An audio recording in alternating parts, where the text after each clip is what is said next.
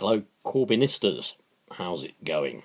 Seems as though things are looking up for us on the campaign trail for a Labour government and for us to elect Jeremy Corbyn. Let's hope so. Please, my usual warning, don't believe mainstream propaganda. Don't believe anything you hear on the BBC. Don't believe anything you read in The Sun, The Mail, The Telegraph, The Express.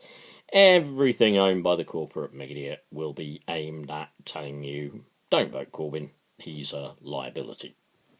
Anyway, my usual word of caution aside, I begin today with an extract from another site that I'm on about how people are treated by the coaches at the DWP. Department of Work and Pensions coach sends them on courses and whatever, and it's all great because, of course, when they do that, whether it's for JSA or ESA, but in this case JSA, of course it massages the unemployment figures for a bit.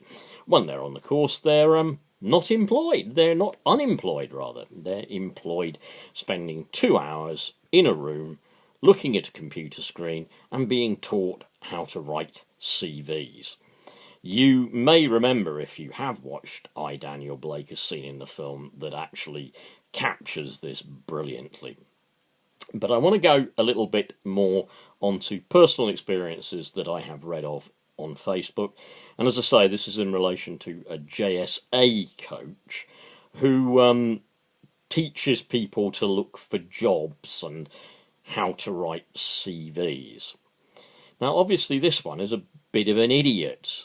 I won't give the person's name who speaks about them, but clearly they treat people in their group very, very rudely. The gentleman concerned is in his 60s. He said that he attends with his wife as well. He's by no means an unintelligent person. I believe he has a degree and associated qualifications, technical or non-technical, but the little Hitler in charge of the group, quote, treats you like naughty school children. Honestly, that's okay with the Tories. That's how they want you to be treated. Of course, it's not how they would speak to a multi-billionaire. It's not how they and the people that work for them would speak to a member of the ruling class. It's not how they'd speak to the Queen. It's not how Prince Philip would be addressed.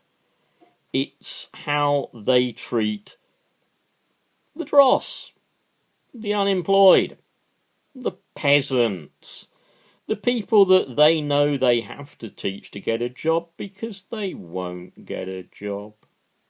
They know, don't they? They've read their Mirror, Mail, Sun, they've watched the BBC, the job centre coach has come to work straight after a headline in the Mail or the Express, or occasionally even the Independent and the Guardian. He thinks, yeah, he or she thinks, work shy slime, got to crack the whip, got to get them a job. Well, there you go. You pay for these people to treat other human beings like that because you fund their jobs through your tax payments. You fund these people who treat people as less than bloody human.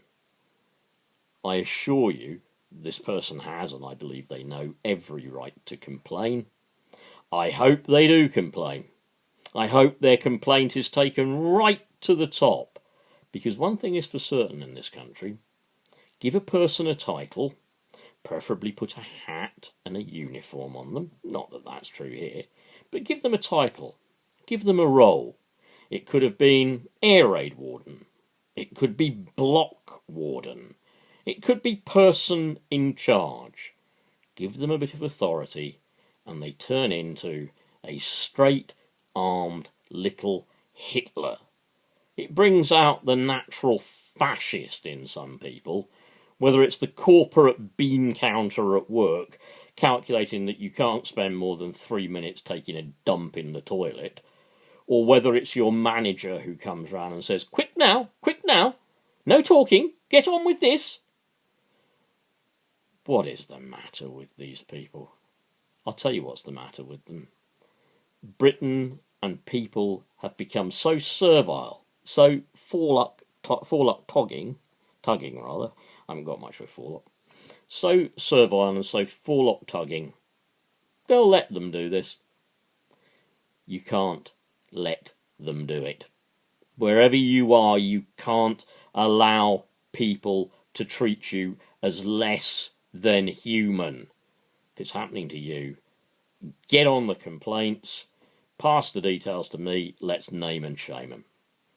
Just another reality of Tory Britain, but I'm looking forward to getting rid of that reality.